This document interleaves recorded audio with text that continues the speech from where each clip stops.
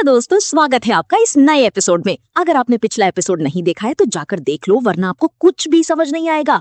Channel को subscribe करो, video को लाइक करो और शेयर करो। चलिए इस नए एपिसोड को स्टार्ट करते हैं। पिछले एपिसोड में हमने देखा कि कैसे एक भयानक सैंडस्टॉर्म के बीच हेवनली घोस्ट सेक्ट का एक और पावरफुल अर्ली डीटी ट्रांसफॉर्मेशन स्टेज का एल्डर लूया हमारी हानली को मिटाने के लिए रास्ता रोककर एक खतरनाक येलो अरी का जाल बिछा चुका था। जैसे ही उनकी जादुई ढाल टूटती है, हानली अपने सुनहरे घंटी से लू लेओर और यू मेनगन को प्रोटेक्ट करके बिल्कुल सेफ कर देते हैं। और अब कहानी इस मौत के खेल से आगे बढ़ती है, जहां स्पेस में अचानक एक बड़ा चेंज आता है। हानली ने अपनी टेरिफाइंग फिजिकल स्ट्रेंथ और मिनिएचर ब्लैक माउंटेन्स का इस्तेमाल करके ना सिर्फ लूया की फिजिकल बॉडी को पल्प यानी कीमे में क्रश कर दिया, बल्कि उसकी भागती हुई नेसेंट सोल को भी एक आयरन एसेंस के टुकड़े से हवा में ही कब्रिस्तान पहुंचा दिया। इस मौत के खेल के बाद हानली, गू यूनये और दोनों बच्चियां येलो बिलो डेजर्ट को पार करके फाइनली कोल्ड फ्लेम सेक्ट की विशाल जन्नत जैसे सुनहरे लाइट बैरियर के अंदर एंटर करते हैं, जहां प्लाजा पर उनका वेलकम करने के लिए एक मस्कुलर और इम्पोजिंग डीटी ट्रांसफॉर्मेशन कल्टिवेटर खड़ा था। और अब कहानी यहीं से आगे बढ़ती है। तो दोस्तों, जैसे ही स्पिरिट आर्क उस विशाल व्हाइट प्लाजा पर लैंड करती है, गू यूनये सबसे पहले आगे बढ़ती है और बेहद सम्मान के साथ एक रिस्पेक्टफुल कर्टसी करके बाउ करती है। I pay my respects to marshal uncle Luo. वो बर्ली मैन कोई और नहीं बल्कि क्लाउड राइज पीक के एल्डर लुओ जुन थी। उनकी तेज और एक्सपीरियंस निगाहें तुरंत हमारी हानली पर टिकती है और वो एक स्माइल के साथ पूछते हैं, thank you for your hard work marshal Nisku. You must be fellow Daoist Han, right? हानली बिल्कुल कामली रिप्लाई करते हैं, दैट्स करेक्ट। लुओजुन उन्हें बताता है कि असल में पीक मास्टर नैंगो उन्हें खुद पर्सन में वेलकम करना चाहती थी, पर सेक्ट की कुछ इंपॉर्टेंट मैटर्स की वजह से वो बिजी हो गए, इसलिए उनकी जगह लुओजुन को आना पड़ा। वो कहता है, I hope you won't mind fellow Daoist Han. Hanli भी कैजुअली स्माइल करते हुए कहते हैं, ऑफ कोर्स नॉट। इसके बाद लुओजुन की नजर यू मेंगन पर जाती है और उनकी आंखें थोड़ी चमक उठती हैं। वो वू यूनये से कहते हैं, this must be your new disciple, right marshal Nisku? She is quite a good find. Yu Mengan थोड़ा नर्वस पर तेजी से आगे बढ़कर कोर्टसी करती है। Junior Yu Mengan pays her respects to elder Luo. Gu Yunye एक प्लीज्ड और प्राउड स्माइल के साथ कहती है, as long as she works hard in her cultivation, I am certain she will surpass me someday. Luojun इसके बाद लू लेओर को भी ग्रीट करता है, पर जैसे ही उसे पता चलता है कि लू लेओर और हानली एक दूसरे को भाई बहन कहते हैं, तो उसके फेस पर एक बड़ा अजीब और स्ट्रेंज एक्सप्रेशन आता है, क्योंकि एक ह्यूमन और एक बीस्ट्रीज का इस तरह का रिलेशन अनयूजुअल था। पर वो इस पर कोई कमेंट नहीं करता। उधर लियोर, जो पहले अनजान इंसानों से डरती थी, अब हानली की सुनहरी ताकत को देखने के बाद बिल्कुल निश्चिंत और कॉन्फिडेंट थी। उसे पूरा भरोसा था कि जब तक उसकी ब्रदर रॉक उसके साथ है, कोई उसका बाल भी बांका नहीं कर सकता। लुओजुन अब डायरेक्टली बिजनेस पर आता है और हानली से कहता है, फेलो डाओइस्ट हान, आपने ना सिर्फ हेवनली घोस्ट सेक्ट के एक डेटी ट्रांसफॉर्मेशन स्टेज के एल्डर को मारा है, बल्कि मार्शल नीस्कू को भी सेफ वापस लाए हो। आपकी इस एक्स्ट्रॉर्डनरी प्राउएस और सेक्ट के लिए किए गए कॉन्ट्रीब्यूशंस को देखते हुए हमारा सेक्ट आपको एक गेस्ट एल्डर के रूप में एक्सेप्ट करके ऑनर्ड फील करेगा। अभी हमारे पास सिलेक्ट करने के लिए around a dozen cave abodes available हैं। क्या आपकी कोई स्पेशल रिक्वायरमेंट या रिक्वेस्ट है? हानली बिना किसी जल्दी के एकदम अनहरीड मैनर में कहते हैं, ट्रूथ बी टोल्ड, मुझे अभी कुछ इंजरीज हैं, तो मेरे लिए एक शांत और सिक्लूडेड एकांत केव अबोर्ड आइडियल रहेगा, ताकि मैं आराम से रिकवर कर सकूं। इसके अलावा मैं थोड़ा पिल रिफाइनमेंट, दवा बनाने का काम भी जानता हूं, तो अगर गुफा के बिल्कुल पास में ही थोड़ी स्पिरिट फार्मलैंड, जादुई खेती की जमीन का प्लॉट हो तो और भी अच्छा रहेगा। ये सुनकर लुओजुन थोड़ा फॉल्टर हो जाता है, यानी उसके कदम रुक जाते हैं और उसके ब्राउज फरो होते हैं। ये तो थोड़ा प्रॉब्लम हो सकता है। जो बचे हुए केव अबोर्ड्स हैं, उनमें से कुछ बहुत शांत और सिक्लूडेड तो हैं, पर अनफॉर्चुनेटली उनमें से किसी के भी एडजेसेंट साथ में स्पिरिट फार्मलैंड का प्लॉट नहीं है। और दूसरी बात ये कि क्लाउड राइज पीक की ज्यादातर फार्मलैंड पर हमारे डिसाइपल्स काम करते हैं, और वो ज्यादातर उन स्लोप्ड एरियाज, ढलान पर है, जहां दिन भर सबसे ज्यादा सन एक्सपोजर रहता है। इसलिए मैं नहीं कह सकता कि वो बहुत शांत इलाके हैं। हानली के ब्राउज भी ये सुनकर फरो होते हैं और ऐसा लगता है जैसे वो किसी बड़ी डिलेमा, उलझन में पड़ गए हों।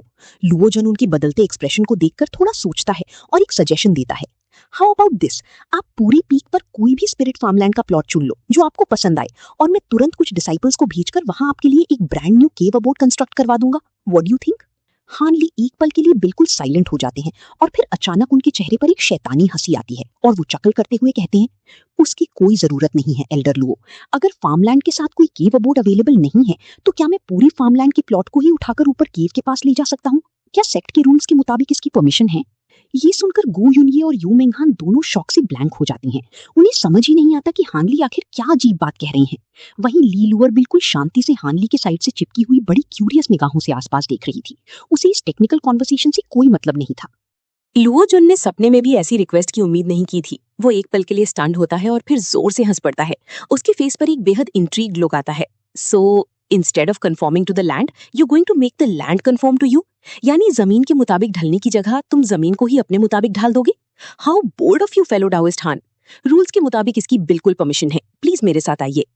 लुओजुन उन सभी को पहाड़ के बीच बनी एक सुंदर घाटी यानी वैली में ले जाता है। वहां जमीन पर स्पिरिट फार्मलैंड के कई प्लॉट्स अलग अलग डिवाइड किए गए थे, जो टोटल मिलाकर लगभग 1 एकड़ के एरिया में फैले थे। और कुछ लो लेवल सर्वेंट्स वहां मिट्टी में कड़ी मेहनत करते हुए खेती की देखभाल कर रहे थे।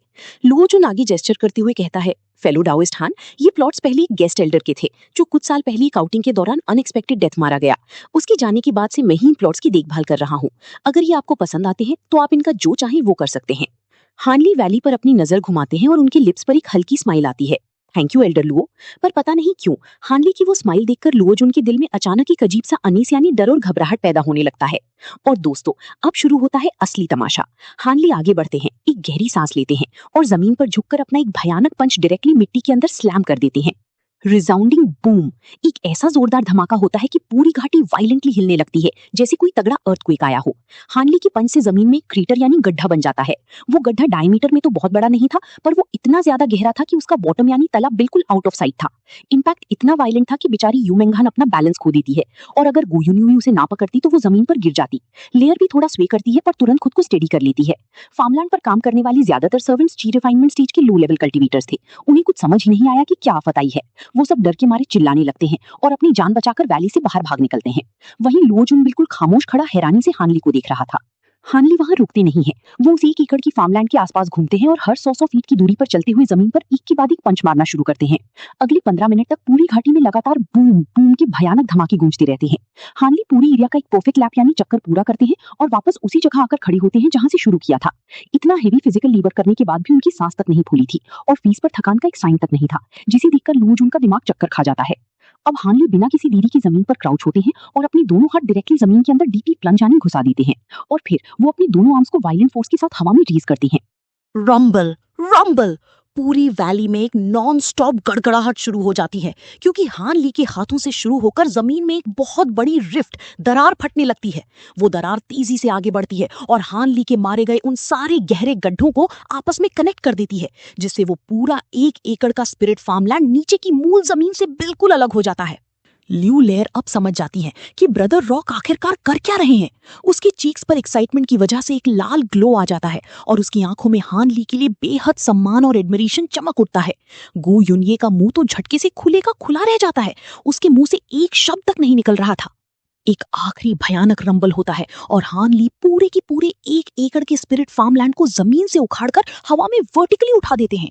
अगर कोई दूर से देखता तो उसे ऐसा लगता जैसे जमीन का एक बहुत बड़ा आइलैंड हवा में तैर रहा हो। यू मेनहन का जॉ तो हैरानी के मारे सीधे जमीन पर गिर चुका था। हानली उस विशाल जमीन के टुकड़े को कैजुअली अपने हाथों पर सपोर्ट करते हैं और बिल्कुल नॉन चैलेंज स्माइल के साथ लुओजुन की तरफ मुड़ते हैं। Let's go check out my new cave abode elder Luo. Luojun उस हवा में उठी हुई जमीन को और नीचे तबाह हुई घाटी को देखकर शॉक में था। उसे समझ ही नहीं आ रहा था कि वो खुश हो या रोए। उसने सोचा था हानली कोई मैजिक ट्रेजर या सीक्रेट टेक्निक यूज करेंगे, पर इस बंदी ने तो पूरे ब्रूट फिजिकल स्ट्रेंथ से पूरी धरती को ही उखाड़ दिया। लेकिन चूंकि उसने खुद परमिशन दी थी, वो कुछ बोल नहीं सकता था। वो बस एक राय अजीब स्माइल देता है और पहाड़ के ऊपर रास्ता दिखाने लगता है।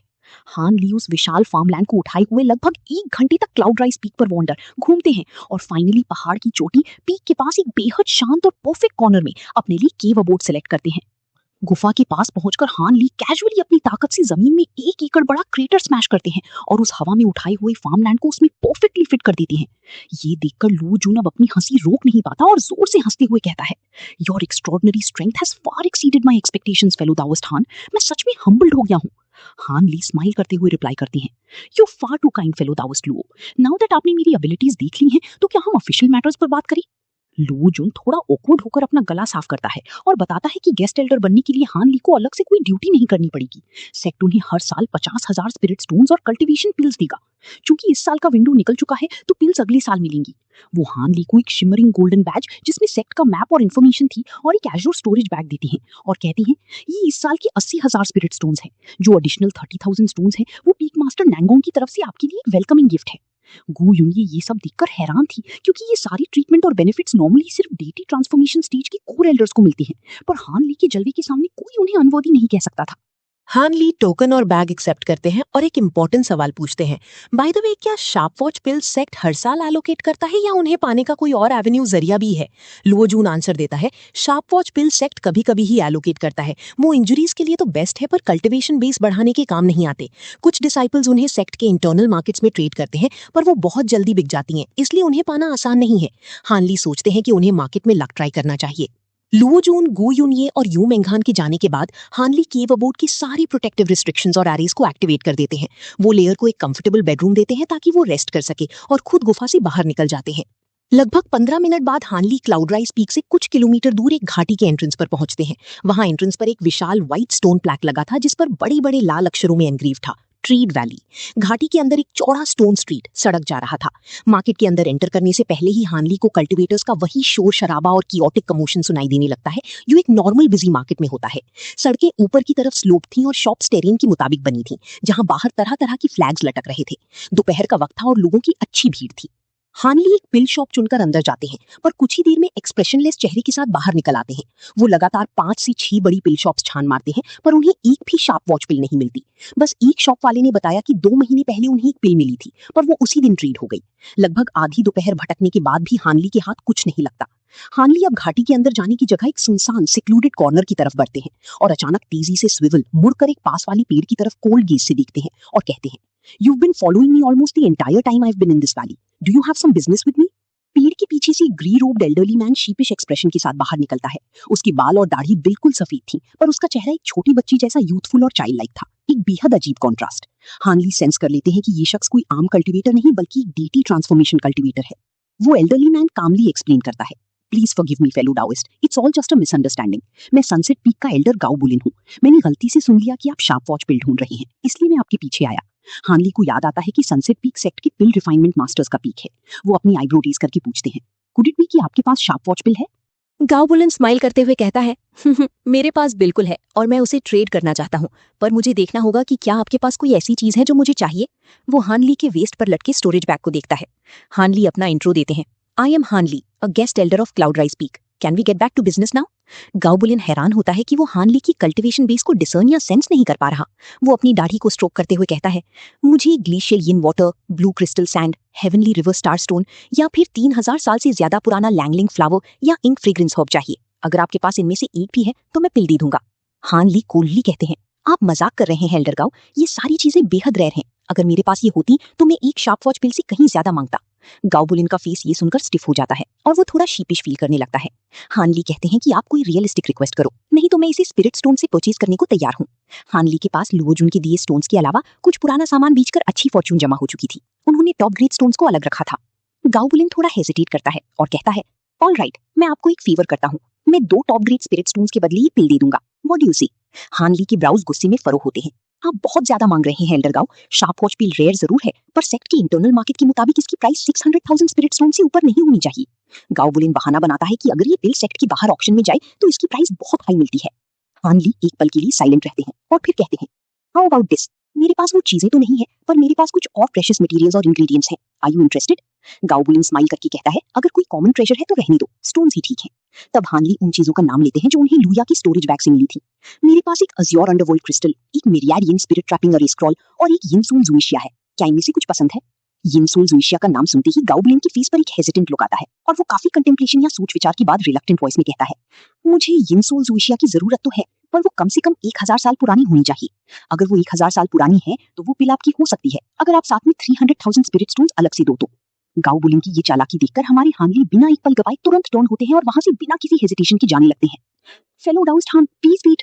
गाओ बुलिन का सारा काम और शाना एटीट्यूड धरा का धरा रह जाता है और वो तेजी से चिल्लाता है। हानली सच में नहीं जा रहे थे, वो बस उसे लाइन पर लाने के लिए रुके पर पीछे नहीं हुए। गाओ बुलिन भागकर हानली के पास आता है और शीपी स्माइल के साथ कहता है, "don't be in such a hurry to leave fellow Daoist Han, price is still negotiable. क्या मैं वो यिनसूल जुइशिया देख सकता हूँ?" हानली बिना कोई टाइम वेस्ट किए अपने हाथ से एक वुडन बॉक्स निकालते हैं जो लगभग आधा फुट लंबा था और उसकी लिड या ढक्कन को एक स्लीवर या बिल्कुल थोड़ा सा खोलते हैं। गाओ बुलिन तुरंत अपनी पावरफुल स्पिरिचुअल सेंस से बॉक्स के अंदर चेक करता है और दोस्तों चेक करते ही उसके फेस पर एक गहरा सरप्राइज या हैरानी का एक्सप्रेशन आता है जो वो छिपाने की कोशिश करता है, पर उसकी आंखें सब बयां कर रही थी। दोस्तों आखिर उस वुडन बॉक्स के अंदर ऐसा क्या था जिसे देखकर गाओ बुलिन की होश उड़ गए? क्या हानली अपनी शर्त पर शार्प वॉच पिल ले पाएंगे? ये सब हम देखेंगे अगले एपिसोड में।